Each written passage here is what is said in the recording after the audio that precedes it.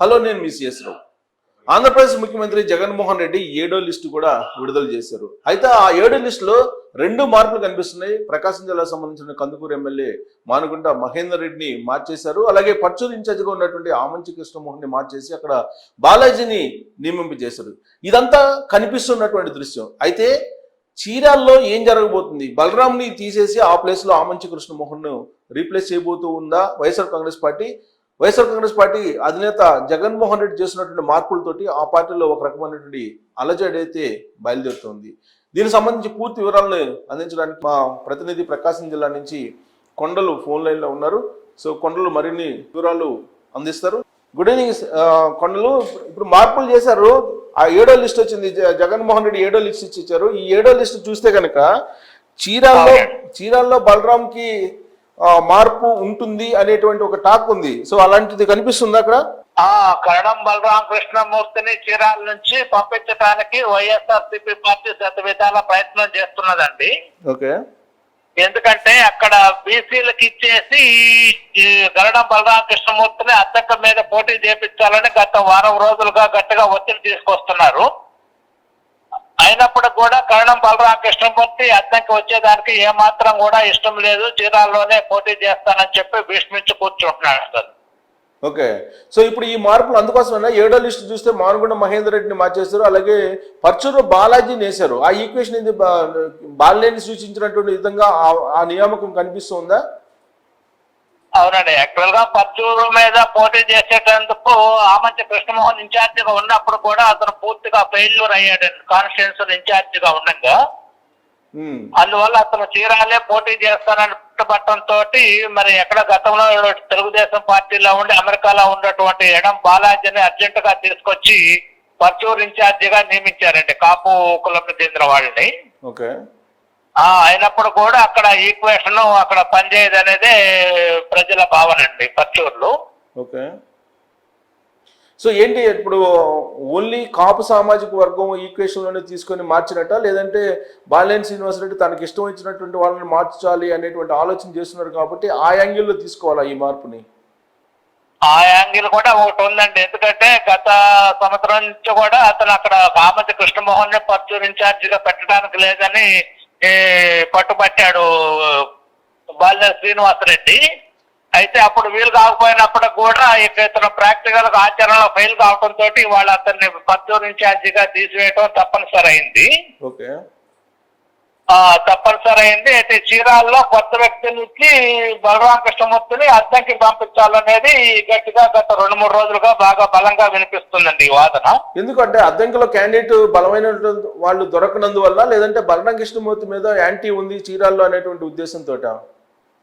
అది అక్కడ చీరాల్లో ఇతను గనక కరణం బలరాం కృష్ణమూర్తి ఓడింటే తప్పకుండా ఆమంచి కృష్ణమోహన్ ఇతను ఓటమికి పనిచేస్తాడు. ఓకే. అందువల్ల అక్కడ ఇద్దరినే కాదని కొత్త వాళ్ళని పెట్టేసి బలరాం కృష్ణమూర్తిని అద్దెకి పంపించాలనేది వైసీపీ యొక్క పార్టీ ఆలోచన అండి. ఓకే. మరొక మార్పు కూడా చేశారు కొండలు. అక్కడ కందుకూరులో మానుగుంట మహేందర్ రెడ్డిని కూడా పక్కన పెట్టేశారు. ఆ ప్లేస్ లో సమ్ యాదవ్కి అపాయింట్ చేసినట్టున్నారు, యాదవ్ సామాజిక వర్గానికి సంబంధించినటువంటి వ్యక్తిని.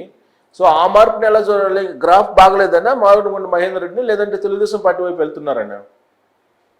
లేదు, కందుకూరు మానుకుంట మహిదర్ రెడ్డి కూడా గత 4 సంవత్సరాల నుంచి కూడా పూర్తిగా సైలెంట్ గా ఉన్నాడు. వైఎస్ఆర్ పార్టీ మీద కూడా ఎలాంటి ఇది లేదు. అతను మారుస్తారనేది గత ఏడాది నుంచే అందరూ అనుకుంటున్న విషయమే. అయితే ఆయన గత 4 రోజులుగా కూడా అతను పార్టీ టికెట్ లేదని ఇండైరెక్ట్ గా ఇండికేషన్స్ ఇచ్చింది వైసీపీ ప్రభుత్వం. తనకు ఎట్లా సీట్ రాదని ముందుగా గ్రహించే రామాయపట్నం పోర్టు విషయంలో ఆంధ్రప్రదేశ్ ప్రభుత్వానికి వ్యతిరేకంగా ఆయన ఉద్యమాలు దీక్షలు కూడా గత 2-3 రోజుల నుంచి చేస్తున్నాడు ప్రభుత్వానికి వ్యతిరేకంగా. అప్పుడే అతనికి టికెట్ లేదని నిర్ధారణ అయింది. అందుకనేసి ఒక యాదవ చెందినటువంటి వేరే పక్క నెల్లూరు జిల్లా చెందినటువంటి ఒక యాదవ మహిళని తీసుకొచ్చి అక్కడ మహిదర్ రెడ్డి స్థానంలో వాళ్ళ ఈరోజు జాబితాలో ప్రకటించడం జరిగిందండి. సో ఒకటి వీళ్ళందరినీ గెలుపు గుర్రాలు అని చెప్పేసి సర్వేలను బేస్ చేసుకుని అపాయింట్ చేస్తున్నారా, లేదంటే సీనియర్స్ ఇక వీళ్ళు రాజకీయాల్లో పనికిరారు అనే ఉద్దేశం జగన్మోహన్ రెడ్డి ఈ మార్పులు వెనుక? జగన్మోహన్ రెడ్డి ఈ గతంలో ఎన్నడూ లేని విధంగా రాష్ట్రంలో ఒక కొత్త ప్రయోగానికి అనేది శ్రీకారం చుట్టాడు. ఎందుకంటే కేవలం తనను చూసే ఓటు వేస్తారు, క్యాండిడేట్లతో సంబంధం లేదనే ఉద్దేశంతో ఎక్కడో చిత్తూరు జిల్లాలో ఉన్నటువంటి ఈ వ్యక్తిని తీసుకొచ్చి ఒంగోలు పార్లమెంట్ వ్యక్తిగా, నెల్లూరు జిల్లా చెందినటువంటి అనిల్ యాదవ్ అని నర్సాపేట పార్లమెంట్ గా ఇట్లా ఒకదానికి కూడా సంబంధం లేకుండా నియమిస్తున్నాడు.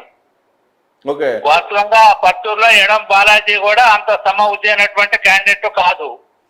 అదే మాదిరిగా కందుకూరులో కూడా ఎలాంటి రాజకీయ అనుభవం లేని ఒక కొత్త వ్యక్తిని తీసుకురావడం జరిగింది.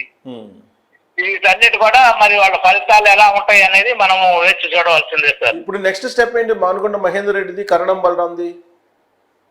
మానుకొండ మహేందర్ రెడ్డి తప్పకుండా ఇంకా ఒక కొద్ది రోజుల్లోనే తెలుగుదేశం పార్టీ వైపు చేరే అవకాశం ఉన్నదని. అదే కందుకూరులోనే తెలుగుదేశం పార్టీ గాను సీట్లు తెచ్చుకోవచ్చు, లేదంటే బేషరతుగా తెలుగుదేశం పార్టీ గానే చేరే అవకాశం ఉన్నదని. ఎందుకంటే మహేందర్ రెడ్డి కను వేమిరెడ్డి ప్రభాకర్ రెడ్డి వీళ్ళందరూ కూడా కొంత సఖ్యత సంబంధాలు ఉన్నాయి ఇన్నర్గా. వేమిరెడ్డి ప్రభాకర్ రెడ్డి కూడా ఎట్లా పార్టీ నుంచి మారి తెలుగుదేశం వైపు చేస్తున్నారు కాబట్టి ఆ ప్రభావం మహేందర్ రెడ్డి మీద కూడా పడి వీళ్ళు కూడా వాళ్ళతో పాటు కలిసి తెలుగుదేశం పార్టీలో చేరే అవకాశం ఉన్నదండి. సో బలరాం ఇష్యూ ఏంటి? బలరాము మళ్ళీ తెలుగుదేశం పార్టీలోకి చేరతారా? ప్రయత్నాలు ఏదో చేస్తున్నట్టు ఇటీవల కాలంలో వినిపించింది. బలరామ సకల విధాల చీరాల్లోనే వాళ్ళ అబ్బాయిని పోటీ చేసేందుకు ప్రయత్నం చేస్తున్నాడు. కాదు తప్పనిసరిగా అద్దంకి వెళ్ళాలన్నప్పుడు అద్దంకి వెళ్ళేదానికి బలరాంకి ఇష్టం లేదు. అప్పుడు పూర్తిగా మానుకోవటం కానీ, అప్పుడు వేరే ఆప్షన్ లేకపోతే తెలుగుదేశం పార్టీ వైపు చూసే అవకాశం కానీ ఉన్నదండి. అంతేగాని అద్దంకిలోగా పోటీ చేసే అవకాశం లేదు. అదే మాదిరిగా చీరాల నుంచి ఆమతి కృష్ణమోహన్ కూడా తనకు ఎట్లా రెండు పార్టీల్లో అవకాశం లేదు కాబట్టి భారతీయ జనతా పార్టీ వైపు చేరి అలయన్స్ లో సీటు తీసుకోవాలన్న ఒక ఆలోచన కూడా కొత్తగా చేస్తున్నట్టు తెలుస్తుందండి ఆమంచి కృష్ణమోహన్. సో పోటీ కరణం బలరాము ఆమంచి కృష్ణమోహన్ మధ్య ఉండే అవకాశం ఉందా చీరాల్లో? చీరాల్లో ఆమంచి కృష్ణమోహన్ కూడా అవకాశం లేదండి. ఎందుకంటే గతంలో అతని మీద వైఫల్యంతో భారీ మెజార్టీతో కరణం బలరాం గెలుపొందడం జరిగింది. వాళ్ళ అన్నల దమ్ములు ఇద్దరు కలిసి ఉన్నప్పుడే ఆమంచి స్వాములు కృష్ణమోహన్. ఇప్పుడు ఆల్రెడీ వాళ్ళ బ్రదర్ ఆమంచి స్వాములు జనసేన పార్టీలో చేరి అతను స్పీడ్ గా ఉన్నాడు. సో కాబట్టి అందువల్ల ఏంటంటే ఇప్పుడు కృష్ణమోహన్ అనే వ్యక్తి అంత గెలుపు పొందేంత ఇదిగా ఎవరు లేరండి. ఉన్నట్లయితే వైసీపీ వాళ్ళే ఇచ్చి ఉండేవాళ్ళు సీటు. సో ఇప్పుడు బలరాం ఏంటి? బలరాం తెలుగుదేశం పార్టీ నుంచా లేదా వైసీపీ నుంచి ఉండే అవకాశం ఉందా? అంటే బలరాముని పొమ్మలు లేక పొగబెడుతున్నట్టు కనిపిస్తుందా ఈ మార్పులు? అంతేనండి, పొమ్మలు లేక పొగబెట్టడమే. అక్కడ సీటు ఇవ్వలేదు, ఇక్కడ ఇస్తాను. ఎక్కడ ఆల్రెడీ హనుమరెడ్డిని గత 2 నెలల క్రితం ఇక్కడ తీసుకొచ్చి ఇన్ఛార్జిగా పెట్టడం జరిగింది. గుంటూరు జిల్లా పెదకూరపాడు నుంచి హనుమరెడ్డి అని అతను స్పీడ్ గా వర్క్ చేసుకుంటూ ఉన్నాడు. ఆ టైంలో మళ్ళా అతను కాదని మళ్ళా బలరామును పొమ్మంటం అనేది ఇటు ఇక్కడ రవికుమార్ మీద అతను పోటీ చేయడానికి ఇష్టపడాడు కాబట్టి గతంలోనే 2 సార్లు ఓడిపోయి ఉన్నారు కరణం బలరామ కృష్ణమూర్తి వాళ్ళ కుమారుడు రవికుమార్ మీద. మళ్ళా 3వసారి వాళ్ళు ఓడిపోవటానికి సిద్ధంగా లేరు. అందువల్ల వాళ్ళు ఎట్టి పరిస్థితుల్లో కూడా అతనికి వచ్చే పరిస్థితి అయితే లేదు. Okay thank you very much. కొండలో వివరాలు తెలియజేసినందుకు. రైట్. సో రాబోయేటువంటి రోజుల్లో ప్రకాశం జిల్లా అయితే భారీ మార్పులు కనిపిస్తూ ఉన్నాయి. ప్రకాశం జిల్లాలో మానుకొండ మహేందర్ రెడ్డిని మార్చేశారు అక్కడ వైఎస్ఆర్ కాంగ్రెస్ పార్టీ. అలాగే చీరాల్లో బలరాం కృష్ణమూర్తిని పొమ్మలు లేక పొగబెట్టేటువంటి పరిస్థితులు కనిపిస్తుంది వైఎస్ఆర్ కాంగ్రెస్ పార్టీ. దాంతో ఆయన ప్రత్యామ్నాయ మార్గం తెలుగుదేశం పార్టీ వైపు మొగ్గు చూపేటువంటి అవకాశం ఉందనేటువంటి ఒక చర్చ అయితే జరుగుతుంది. దీని మీద మరిన్ని వివరాలు అందించడానికి విజయవాడ నుంచి మా ప్రతినిధి శ్రీనివాస్ లైవ్లో సిద్ధంగా ఉన్నారు. శ్రీనివాస్ నమస్తే సార్. నమస్తే శ్రీనివాస్. ఏంటి సీఎం ఆఫీసులో రకరకాల మార్పులు జరుగుతున్నాయి. తాజాగా జరిగినటువంటి మార్పు దాని గురించి వాళ్ళు చెప్పే ఈక్వేషన్ ఏంటి సార్? యాక్చువల్గా అయితే రాష్ట్రం మొత్తం వైసీపీకి ఎదురుగా నిలుస్తుందండి. వాళ్ళు ఏం చేయలేని పాల్పోని పరిస్థితిలో ఈ విధంగా జిగ్జాగ్ ఈ అభ్యర్థులు మారుస్తున్నారండి. అందుట్లో భాగంగా ఇప్పుడు మనం చీరాల్లోనూ కందుకూరులో చూస్తున్నాం సార్. ఓకే, 7వ జాబితా విడుదలైంది. 7వ జాబితాలో వీళ్ళిద్దరు పేర్లు ఉన్నాయి. ఇంకా జాబితాలు ఉంటాయా? ఇదే ఫైనల్ జాబితా అనుకోవాలా? లేదు సార్, ఇంకా చేంజ్ చేసే ఛాన్స్ ఉందండి. అదే విధంగా మన చీరాల్లో చీరాల నుంచి పోటీ చేస్తా అని చెప్పేసి మన ఆమంచి కృష్ణమోహన్ అన్నాడండి. యాక్చువల్గా అయితే కానీ చీరాల్లో అతనికి ఎటువంటి పట్టు లేదండి ఆయన గారికి, ఎవరికే మన ఆమంచి కృష్ణమోహన్ అండి. అది సార్. ఓకే, సో ఇప్పుడు మానుకుంట మహేందర్ రెడ్డి పరిస్థితి ఏంటి? మహేంద్ర రెడ్డి నన్ను వీళ్ళిద్దరు కలిసి చంద్రబాబును తిట్టలేదని చెప్పేసి జగన్మోహన్ రెడ్డి పక్కన పెట్టారు సార్. అదండి వాళ్ళు మహేంద్ర సీట్ ఇచ్చే పరిస్థితి అయితే ప్రస్తుతానికి కనబడతలేదండి. సో ఈ మార్పులు జరిగిన తర్వాత బలరాం ఏమైనా కాంటాక్ట్ అయ్యాడా జగన్మోహన్ రెడ్డి తోటి, లేదంటే క్యాంప్ ఆఫీస్కి వచ్చే ప్రయత్నం అలా చేసినట్టు ఏమన్నా తెలుస్తుందా? లేదండి, ఇప్పుడు ప్రస్తుతానికి వాళ్ళ అబ్బాయిని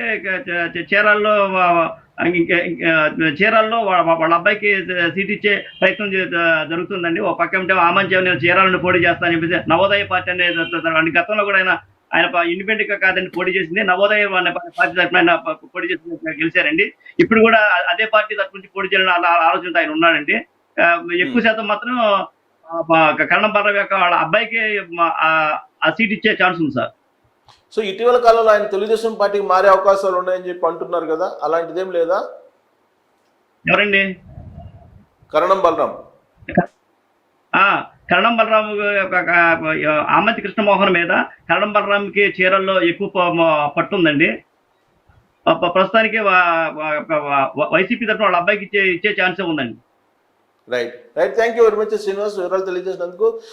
ఆంధ్రప్రదేశ్ ముఖ్యమంత్రి జగన్మోహన్ రెడ్డి అయితే 7వ జాబితా విడుదల చేశారు. ఆ జాబితాలో అనూహ్యంగా ఆమంచి కృష్ణమోహన్ ని పర్చూరు ఇన్ఛార్జి నుంచి తొలగించి ఆ ప్లేస్లో బాలాజీని అపాయింట్ చేశారు. సరిగ్గా ఇక్కడే పొమ్మం లేక బలరాంకి పొగబెడుతున్నారు వైఎస్ఆర్ కాంగ్రెస్ పార్టీ అధిష్టానం అనేది సంకేతాలు వస్తున్నటువంటి సమయంలో ఆయన వైఎస్ఆర్ కాంగ్రెస్ పార్టీ తరఫు నుంచే చీరాల నుంచి పోటీ చేస్తారా, లేదంటే తెలుగుదేశం పార్టీలో ఎంట్రీ ఉంటుందా ఉండదా అనే దాని మీద ప్రయత్నం చేస్తాడా, అసలు ఏం జరుగుతుంది, ఏం జరగబోతుంది రాబోయేటువంటి రోజుల్లో అనేది ఆసక్తికరంగా మారింది. Thank you very much.